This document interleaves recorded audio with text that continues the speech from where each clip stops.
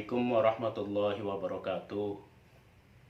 Wabah virus corona dampaknya memang meluas menyentuh seluruh kehidupan manusia, termasuk masjid-masjid, dan tentunya menimbulkan banyak hal yang membutuhkan perhatian kita. Koresponden Tajuk Corner dari Jakarta Selatan berhasil menemui dan mewawancari Bapak Kiai Haji Tobroni selaku Ketua Bidang Kemasjidan Al-Ikhlas. Mari kita simak wawancara yang menarik ini. Haji mau ngobrol-ngobrol sedikit nih tentang apa? Tentang ini COVID-19 yang sedang marak di Indonesia. Pandangan pengurus masjid Al-Ikhlas khususnya tentang COVID-19 ini gimana Pak Haji? Yang pertama memang kita sadari semua itu merupakan ujian dan cobaan dari Allah untuk semua manusia, bukan hanya untuk orang Islam. Ya dampaknya tentunya kemana-mana. Maka oleh karena itu pandangan kami pada titik ini adalah merupakan satu ujian bagi kita. Sejauh mana respon kita terhadap ujian ini? Terus Pak Haji, langkah apa yang dilakukan Masjid Al-Ikhlas khususnya dalam menghadapi COVID-19 ini? kami ngikutin langkah-langkah para ulama melalui MUI, mengikuti juga ulil amri. Katanya ini sangat berbahaya untuk umat karena banyak pertemuan, maka kami ikutin langkah MUI, pemerintah, nasihat-nasihat para ulama. Maka kemudian kami untuk kegiatan-kegiatan sifatnya berjamaah kami diundur dulu kegiatannya, termasuk Jumat. Jadi nggak ada nih Pak Haji? Ya ceritanya sebetulnya Jumat itu bukan diadakan, cuman kami tidak ada Jumat sebagaimana umumnya. Tapi ada sholat biasa ada cuma beberapa orang. Terus Pak Haji, pengaruhnya apa nih Pak Haji terhadap masjid?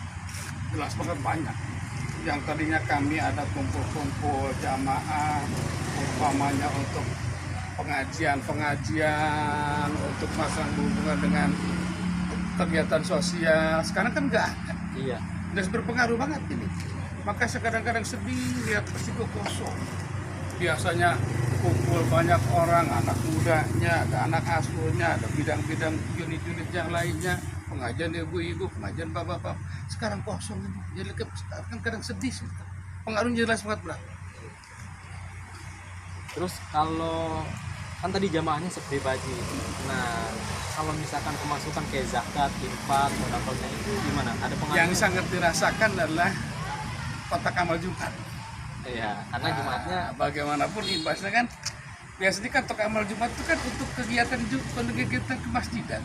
Pengajian dari situ, untuk khatib dari situ, untuk guru-guru ngaji dari situ.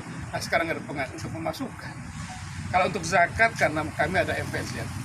MPZ bagaimana adalah masuk. MPZ itu untuk memberikan satu solusi bagaimana pemasukan zakat di luar keumuman masjid. orangnya nggak ada yang ke masjid, artinya sedikit, dan anggaran yang masuk juga sedikit. Ada nggak Pak pengaruhnya terhadap anggaran belanja kegiatan-kegiatan masjid? Ya, pasti ada lah. Bagaimanapun kan pemasukan kotak amalnya masjid kan dari jamaah.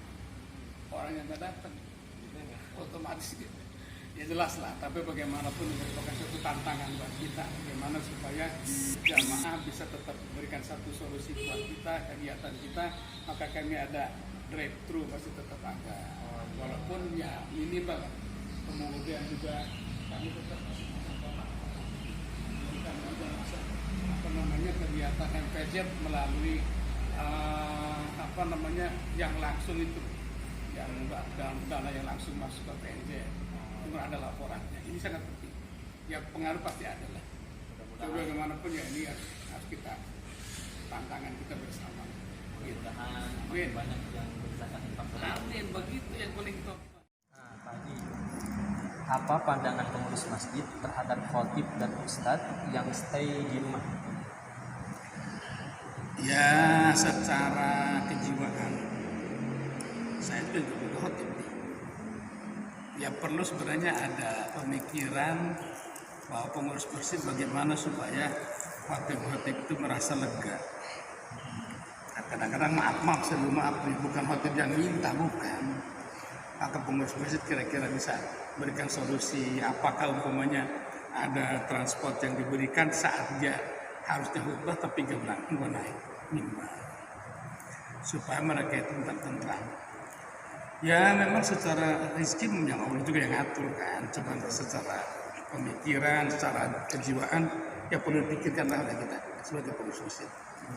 Ya itu yang contoh-contoh yang sudah ada lah yang di masjid komplek DKI Ciganjur tuh, itu luar biasa itu. Kita diberitahu bahwa mendapatkan transport walaupun tidak naik mimbar, maka dikasih sembako. Wah itu luar biasa itu. Ya kita perlu mikirkan lah, jadi supaya masjid yang lain ikut serta untuk membangun semangat kejiwaan dan kehidupan daripada para ulama. Gitu. Nah, Haji, kebijakan apa yang diadakan pengurus masjid untuk menanggulangi COVID-19 ini dan membantu khotib dan ustadz yang rentan secara ekonomi dampaknya dari stay at home itu, Pak? Yang pertama, kami semua merasakan dampak ini ujian dari Allah Subhanahu wa Ta'ala. Bagaimanapun sudah kita terima sebagai satu ujian, dan kita tidak boleh menyerah begitu aja. Karena namanya musibah, cobaan itu kan buat kita semua, bukan orang-orang yang tertentu saja. Maka kami ikutin perintah-perintah atau himbauan-himbauan dari MUI, dari pemerintah tentang masalah penanggulangan bersama. Di antaranya adalah seperti di awal tadi, kita meniadakan kumpul-kumpul banyak. Sampai ke Jumat pun kita ditiadakan dalam pengertian bukan tiada Jumat, tapi Jumat yang tetap ada, cuma tidak ada seperti Jumat-Jumat yang sebelumnya. Nah, dampak ini tentu juga berdampak kepada para hutobah.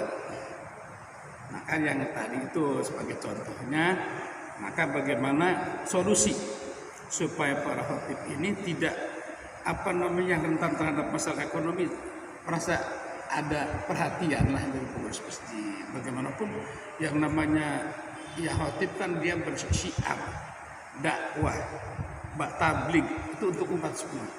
Nah, kita pikirkan sangat-sangat luar biasa. Memang sedih kami ada pengaruh-pengaruhnya, cuma kami juga merasa merupakan satu tantangan buat kita semua. Mudah-mudahan dari tantangan-tantangan ini maka kita akan terus maju untuk ke depan yang lebih baik lagi. Bukan malah surut, semangat terus kita. Itu barangkali.